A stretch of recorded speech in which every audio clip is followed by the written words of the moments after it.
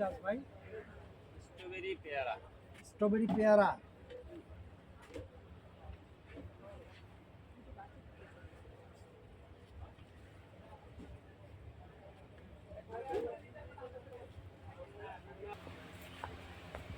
আপনাদের এখানে ভাই, এটা আপনাদের এখানে বেচা বিক্রি কেমন হচ্ছে? আপনাদের নার্সারির নাম হচ্ছে গাজী নার্সারি। আচ্ছা, এখানে আপনাদের এখানে কেমন পরিমাণে গাছ বিক্রি করছেন আপনাদের নার্সারি থেকে? সেল নেই। মানে মানে ঈদের জন্য কি সেল নাই এরকম কোনো কিছু? আমরা এক্সপেকটেশন করছি ঈদের পরে একটা সেল হবে। আচ্ছা, ধন্যবাদ আপনাকে।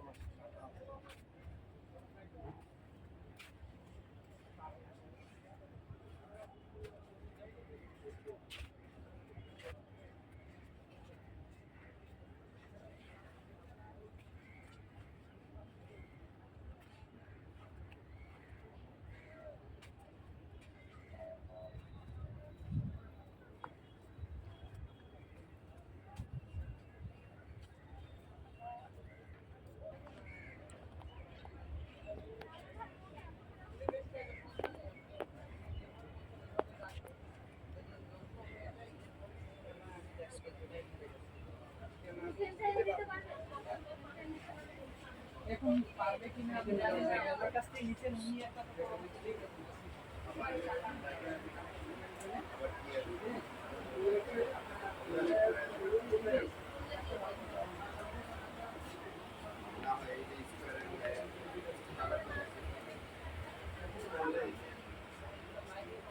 এগুলো কি সব অর্কিড?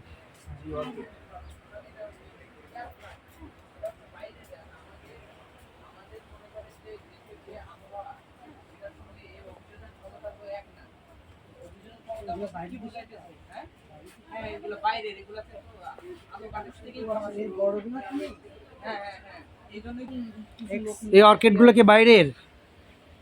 না, ওই যে এয়ার প্লান্ট যেগুলো এগুলো বাইরের, তাছাড়া আমাদের যা আছে সব আমাদের স্কয়ার। আগে আমরা আপনাদেরকে বলছি, এটা আমরা আসছি square agro development and processing limited. এই আসলে আমি আগেই বলছি যে বাংলাদেশে এখন বর্তমান ঢাকা হয়ে গেছে দূষিত নগরীর অন্যতম। ঢাকাকে বাঁচাতে হলে অবশ্যই পরিকল্পিতভাবে বনায়ন এবং গাছ বৃক্ষরোপণ করতে হবে। ছোট গাছ গাড়ার চেয়ে আপনারা প্রত্যেককে বড় বড় জাতের গাছ, টেকসই পরিবেশ উন্নয়নের জন্য বড় গাছ সবচেয়ে এখন দরকার ঢাকার জন্য। ক্যাকটাস বা ফুলের গাছের চাইতে অবশ্যই বড় জাতের ফুল, ফলস, কাঠ যেটাই বলেন, ঢাকাকে বাঁচাতে হলে কিন্তু অবশ্যই অক্সিজেন, অধিক পরিমাণে অক্সিজেন দেয় এই রকম গাছ কিন্তু লাগাতে হবে।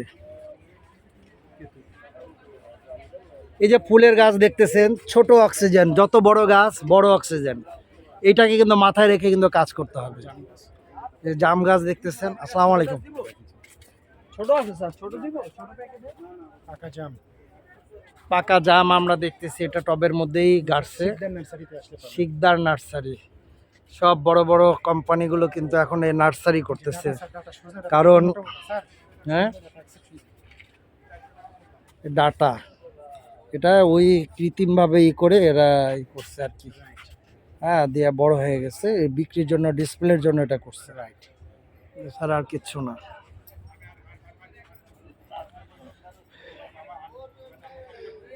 এখানে একটা কথা বলে রাখা ভালো, এখানে একটা কথা বলা ভালো, যেই সব শিল্প কারখানা, যেই সব কোম্পানি অধিক হারে কার্বন নিঃসরণ করছে, তাদের উচিত এই পরিবেশকে সুন্দর রাখার জন্য অবশ্যই অধিক পরিমাণে বৃক্ষরোপণ করা দরকার।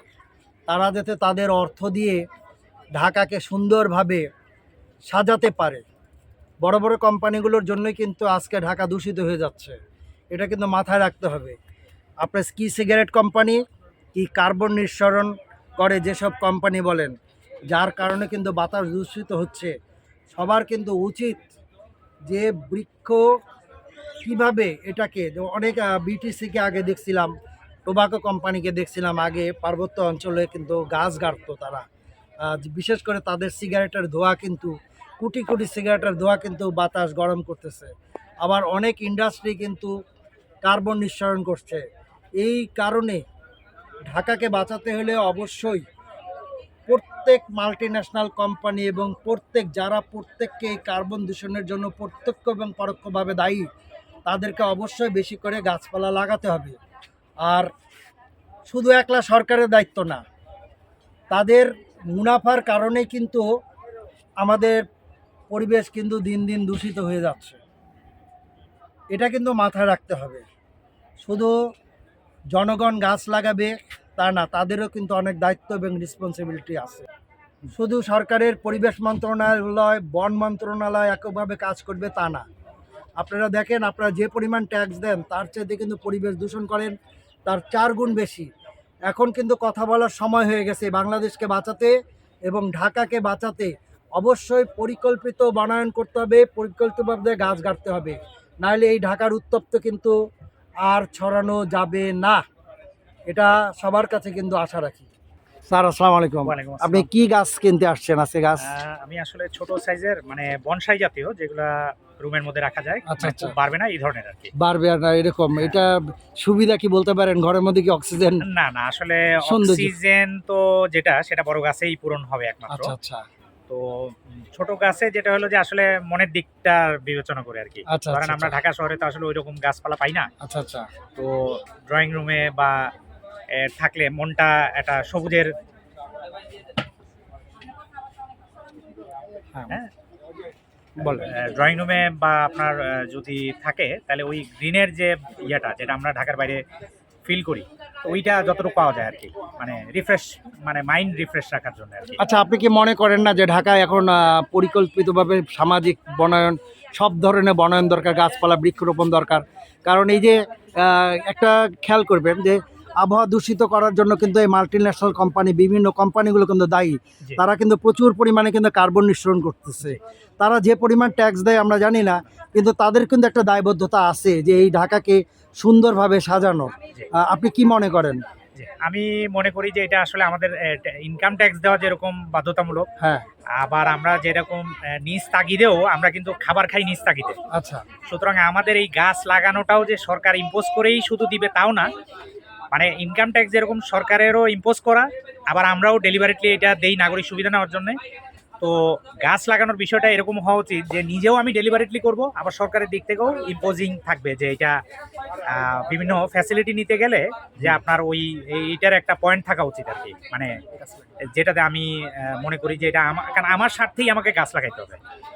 আমরা জানি যদি সরকার মিউনিসিপ্যালিটি যদি ছাদ বাগান, যদি প্রতিজনের ছাদে যদি বেশি বেশি করে গাছ লাগায়, যদি সরকার মনে করে যে একটা ছাদে পর্যাপ্ত পরিমাণ গাছ আছে, তাহলে তার যদি সিটি কর্পোরেশন ট্যাক্সটা একটু কমায় দেয়, তাহলে আমার মনে হয় যে সবাই আগ্রহ দেখাবে। আপনি কি মনে করেন? হ্যাঁ, এইটা আছে, কিন্তু আবার মানে বাংলাদেশে ফ্ল্যাট বাড়িতে যেটা, যেমন আমার এক রিলেটিভ, আমার চাচার বাসায় গতকালকে শুনলাম যে উনি ছাদ বাগানে খুব পছন্দ করে, তাকে ছিল তার ছাদ বাগান, কিন্তু ওই যে টপ ফ্লোরে যারা থাকে এরা এটা খুব বাধা দেয় যে আমার ফ্লোর ড্যাম হয়ে যাচ্ছে, ইয়ে হয়ে যাচ্ছে, এরকম ওরকম ইয়ে করে।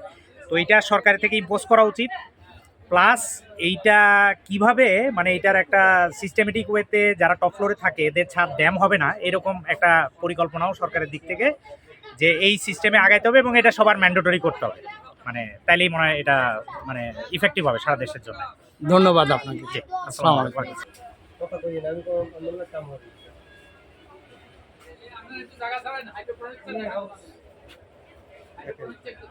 এই যে এটা হচ্ছে হাইড্রোপনিক।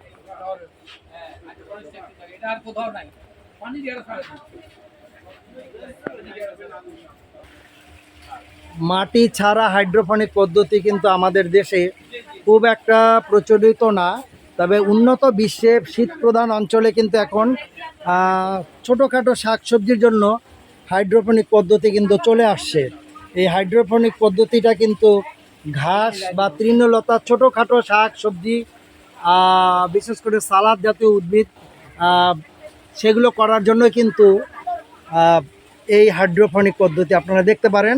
এই হাইড্রোপনিক পদ্ধতিটা আপনাদেরকে পরিবেশন করছে KPM corporation green house international, Rajshahi nursery agro, Asia agro and food heaven. তাদের স্টল নাম্বার হইতেছে আপনাদের 34। মানে আপনার পরিবেশ বান্ধব হলে হচ্ছে বীজ আকার একদম অটো হ্যাঁ, গ্রিন হাউসও দেখা যাচ্ছে। করে নিছি তারা কৃষকদের জন্য। আপনাকে আর বড় দূরে কোথাও যেতে হবে না। এইখানেও গ্রিন হাউস আসছে। আচ্ছা আচ্ছা, আপনারা একটু স্যাম্পল নিয়ে আসছেন আর কি। তবে একটা খেয়াল রাখবেন, আমাদের দেশে যদিও গ্রিন হাউসটা দেখাচ্ছে, আমাদের নিচে মাছ উপরে ফুল, এই যে স্ট্রবেরি স্ট্রবেরি। তরকারি, এই যে সব স্ট্রবেরি গাছ, আচ্ছা আচ্ছা, সকল তরকারি এখানে হবে। আপনি আপনার ফ্যামিলির ফুল ফল তরকারি সব হ্যাঁ সব আপনাকে এটার মধ্যে? সার ছাড়া, কেমিক্যাল ছাড়া, আচ্ছা আচ্ছা, কোনো কেমিক্যালস নাই, কোনো মাছ, হ্যাঁ এটার ভিতরে মাছ বড় হচ্ছে এই দুটো। এখানের মধ্যে মাছ আছে দেখা যাচ্ছে ভিতরে। হ্যাঁ, এই একটু ইয়া করে দেয়। ওই যে মাছ, ওই যে মাছ মাছ দেখা যাচ্ছে, দেখা যাচ্ছে।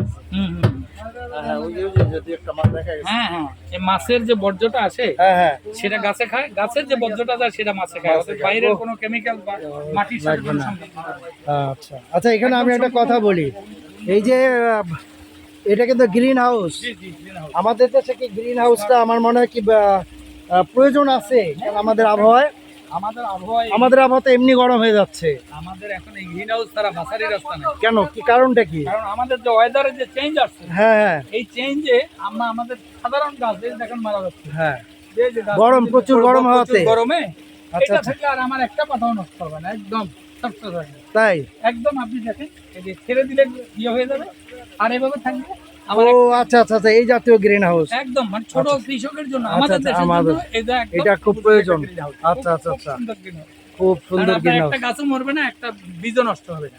আপনি আচ্ছা, এখান থেকে নিয়ে যেখানে লাগাবেন। ও আচ্ছা আচ্ছা, খুব সুন্দর পরিবেশ সহনশীল। সিস্টেমটা, খুব সুন্দর। হ্যাঁ পরিবেশ সহনশীল, পরিবেশ সুন্দর। ভাই আমরা তৈরি করি গ্রিন হাউস। রাজশাহী অঞ্চল কিন্তু খুব আমের- দ্রুত, আম নয়, না, খুব দ্রুত কিন্তু মরুভূমি হয়ে যাবে। কারণ পানি যেহেতু পদ্মায় নাই, নাই। আকাশে শুকায় বাষ্প হয়ে, আকাশে বাষ্প হয়ে যে মেঘটা তৈরি হবে, সেই পানিটা নাই। আর এর জন্য জানেন ফারাক্কা বাঁধে দায়ী। আমরা তারপরে আমাদের চ্যানেলের মাধ্যমে আমরা বলে দিই যে নদী খাল অবশ্যই। বিলগুলো Right, আমাদের দেশে শুকিয়ে গেলে কিন্তু আমরা মরুভূমিতে মরুভূমিতে পরিণত হয়ে যাবো। এগুলো কিন্তু কথা বলার, কত গাছ লাগাবেন আপনি? নদীকে বাঁচাতে হবে, বনকেও বাঁচাতে হবে, পরিবেশের ভারসাম্য রক্ষা কিন্তু কাজ করে যেতে হবে। জনগণকে বাঁচাতে হবে, জনগণ- নদী বাঁচাতে হবে, বন বাঁচাইতে হবে, পরিবেশ রক্ষা করতে হবে। এই তিন এটাই। জিনিস না থাকলে জনগণ এই রাজশাহীর কেপিএম কর্পোরেশন, যাই হোক, আমি যে কথাটা বলতেছিলাম, যেভাবে আমাদের নদী নালাগুলোকে উজানে বাদ দেওয়ার ফলে ধ্বংস করা হচ্ছে। আচ্ছা দেখেন, আকাশে যদি মেঘ না থাকে তাহলে বৃষ্টিটা হবে কোথায়? আর এই বৃষ্টির জন্য প্রয়োজন হচ্ছে পর্যাপ্ত পরিমাণ মেঘ, বাষ্প হয়ে পানি। কিন্তু আপনি জলাশয়গুলো ভরাট করে দিচ্ছেন, আর উজানের মানে কি বন্ধ করে দিচ্ছেন। বন্ধ করে দিচ্ছেন, যার ফলে পানি যদি বাষ্প হয়ে মেঘ না হয় তো আমাদের তাহলে দেশে বৃষ্টি বৃষ্টি আসবে হবে কোত্থেকে? কোত্থেকে? আমার আর আবহাওয়া বৃষ্টি সুস্থ না হয়ে হলে যাবে। পরে আমাদের দেশে আবহাওয়া সুস্থ মরুভূমি হয়ে যাবে, অটোমেটিক আমরা হয়ে যাবে। মরুভূমিতে- আমরা কিন্তু এটা বুঝি না। এই যে বৃষ্টি হচ্ছে না, আল্লাহর কাছে দোয়া মোনাজাত করতেছি, আল্লাহ কি শুনবে? কারণ আপনি আপনার ক্ষতির জন্য তো দায়ী। আপনারা পরিকল্পিত কিন্তু নগরায়ণ করতেছেন জলাশয়গুলো ভরাট করে, এতে কত জলজ প্রাণী মারা যাচ্ছে, কত মানে ইকো ফ্রেন্ডলি সিস্টেমগুলো ধ্বংস হয়ে যাচ্ছে। আপনারা আপনাদের নিজের ইকো ফ্রেন্ডলি সিস্টেমগুলো ধ্বংস করে দিয়ে আল্লাহর কাছে মোনাজাত করতেছেন, আল্লাহ বৃষ্টি দাও। গাছ গাড়লে হবে না, এই সিস্টেমগুলো কিন্তু মোট কথা সম্পূর্ণ সিস্টেম কিন্তু আপনাদেরকে ভাবতে হবে। আল্লাহকেও লাগবে, পরিবেশকেও লাগবে। অবশ্যই কিন্তু নদী বাঁচাতে হবে, গাছ গাছ বাঁচাতে হবে, বাঁচাতে হবে, সব পরিবেশ কিছু রক্ষা করতে করতে হবে। হবে। আর এই পরিবেশ যদি না বাঁচে, আমি আর তাহলে আপনি কিন্তু কেউই বাঁচবো না। আর কেউ অ্যাকোরিয়াম টাইপের না, অ্যাকুরিয়াম টাইপের এগুলো গাছগুলো। এখানে কিছু ইনস্ট্রুমেন্টও পাবেন গাছ কাটার, সব হ্যাঁ, সব কিছু পাবেন। দাম কি ভাই, কি বেশি রাখবেন নাকি কম? না না না, আমরা একদম ছাড় দিয়েছি। আচ্ছা আচ্ছা, ছাড় দিছেন। উপযোগী ওইটা একদম লেটেস্ট। আম সম্পূর্ণ মেডিসিন মুক্ত এবং আমার একটা আমের মধ্যে পোকা নাই, রোগ মুক্ত আম। আপনি যেই পরিবেশের ভারসাম্য রক্ষার জন্য যা যা করা দরকার আমি পরিবেশ মেলায় তা ইনশাল্লাহ দেখানোর জন্য চেষ্টা করছি জনগণের জন্য। এই দেশের আমাদের যে অবস্থা হচ্ছে দিন দিন, আমরা তো মরুভূমিতে পরিণত হয়ে যাচ্ছি, তা রক্ষার জন্য আমি এই যে কেমিক্যালস এবং সার ব্যবহার বন্ধ করে দিয়েছি। এখন সম্পূর্ণ নতুন পদ্ধতিতে শুধু পানি দিয়ে এই গাছ, এখানে স্ট্রবেরি হবে, সব ধরনের ছোট ফল হবে, লাউ হবে, কুমড়ো হবে, সব কিছু হবে। এক পরিবারের জন্য এটা একটা সুন্দর। নিচে হবে ছোট ছোট মাছ, আপনার যা যা লাগে আপনি 30 দিন 45 দিনের ভিতরে মাছ খাবেন, 45 দিনের ভিতরে সবজি পাবেন, যার জন্য কোনো সার দিতে হবে না, কোনো শ্রম নাই, কোনো লেবার নাই, কোনো কেমিক্যালস নাই, কোনো কীটনাশক নাই। এটা একমাত্র পরিবেশ বান্ধব। আল্লাহ রাখবেন।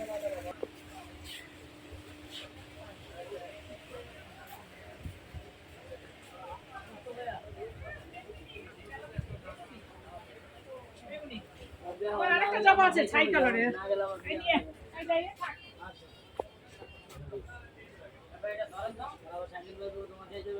রাখবার বলো না আমি